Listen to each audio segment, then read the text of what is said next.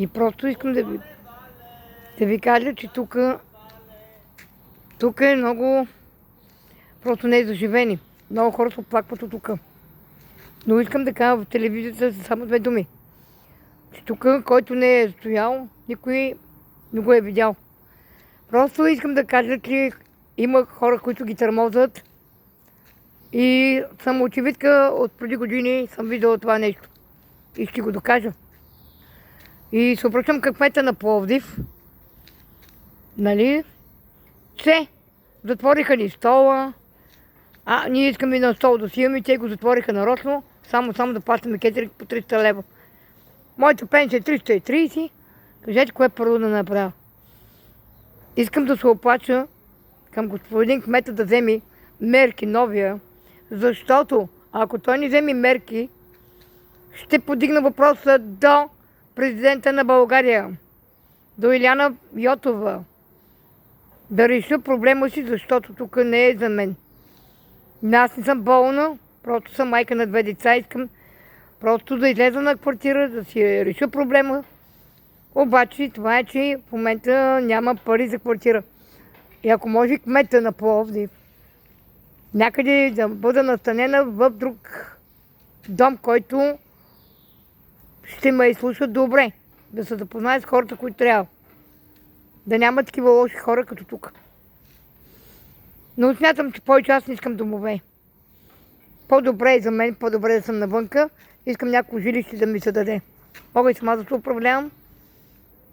И така, много домове се оплакваме от тук. Просто не е заживени. Дървеници, болхи, хлебарки, така нататък. Горе по слайдите е пълно. Пръскат и пак има. Ме изядоха повече, не мога да търпа. По дрехи ми тръгнаха много работи. Болхи, дървеници, фърлям дрехи.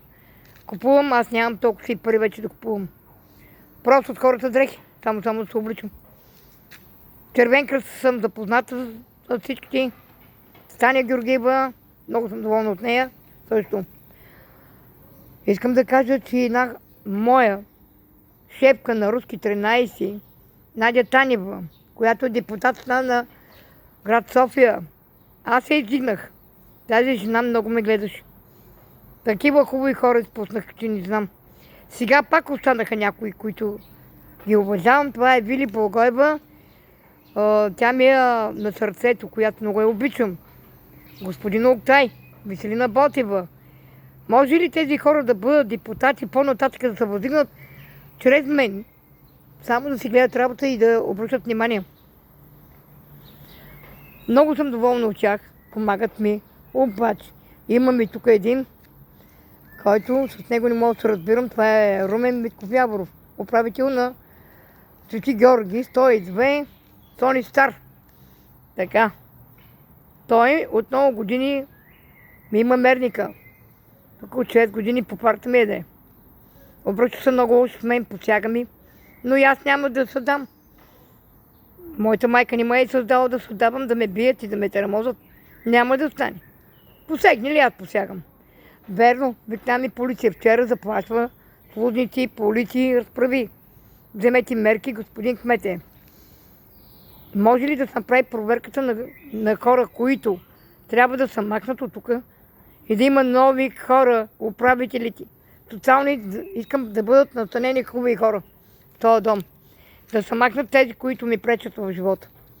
Искам изместването на тях по-бързо. Незабавно да се вземат мерки. Казвам се Валя Мутафова, запозната съм с цяла община. Гърнички, господин Чумаков, които бяха много с мен. Много ме гледаха, живяха едно време на улица на стадион Пловдив в един павилион. Оттам се запознах и с журналиста, сега ще ви го кажа как беше, Румен Баков. Също го познавам и с журналиста, един с брада, чакай как беше името му. Пак го забравих, бе. Както и да е сега. Като съсед ще ви го кажа. Но много ме гледаше и Румен Баков. Той ме запознат с много хубави журналисти. Много съм доволна от Румен Баков. Искам прак този човек да идва да ме вижда, обичам го и така нататък. Той е един от най-големите приятелчета ми, който му казвам, че много ми помогна в живота. Имаше един с брада, пак е журналист към София. Как беше сега, да не мога да си го сетвам.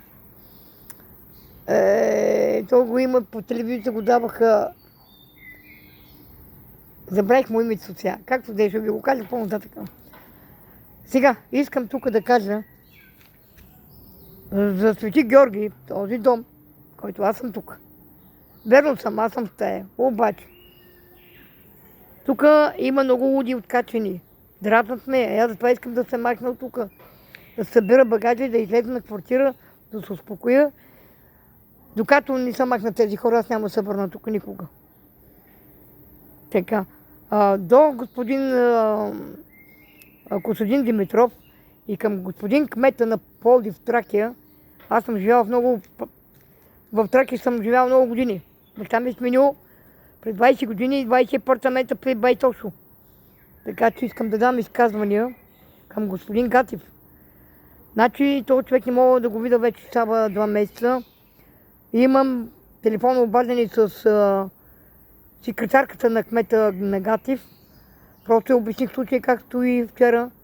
И тя каза, не се притесняй, всичко ще решим понеделник. Чакам понеделник, ако не ми се реши проблема, ще отида при господин Костадин Димитров да се запознаем и да му кажа, че цялата община ме познава тук и съм израснал там и много хора са ми помагали в тази община.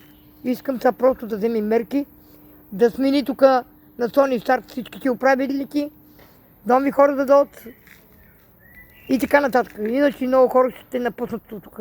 Вярвайте ми. Аз давам оплаквания. До сега не съм дала. Мен има и страх от никого, искам просто да дам това оплакване към вас, да се обърнат внимание, да не закачат хора, които са сираци като мене. Аз смело говоря и мен няма и страх от никой. Просто искам да си излея мъката. Господин Димитров, вземете мерки, защото скоро време ще бъда при вас приятел. Ако вие не ме приемете, отивам до София, давам оплаквания и ще направим митинги за други кметове, които могат да обръщат внимание като вас. Така че ако не си вземете мерки и ако не увеличите пенсиите на хората, ще имате и голям проблем. Защото ние тук в този дом плащаме по 300 лева евро за храна. Аз плащам 173,54 винаги. Това са на наши пари 372 лева и 54 стотинки. Аз нямам толкова пари. Значи с нашите пари те си купуват коли, гуми, бензини, така нататък. И лъжат, че ги дават в бюджета. Ще търсят тези пари до гроб. Къде отиват на пенсионерите парите в домовете. И да бъде закрит този дом, който аз оплаквам. Държа много да се махнат всичките, които трябва. Тук са кучета мръсни, гадни, подли. С тях не искам да се занимавам повече. Затова ме слушайте добре, че в понеделник идвам при вас. С голяма молба. Оттам отивам в телевизията, ще дам интервю да ме снимат. Аз съм снимана на 20 години, съм звезда в Пловдив, най-голямата. Така че вече няма и страх, ако трябва, пак ще излеза на улицата и ще дам всичките сведения до София. Благодаря ви за уважението. Много ви обичам и бъдете така културен, възпитан към нас, към всички пенсионери. Благодаря ви.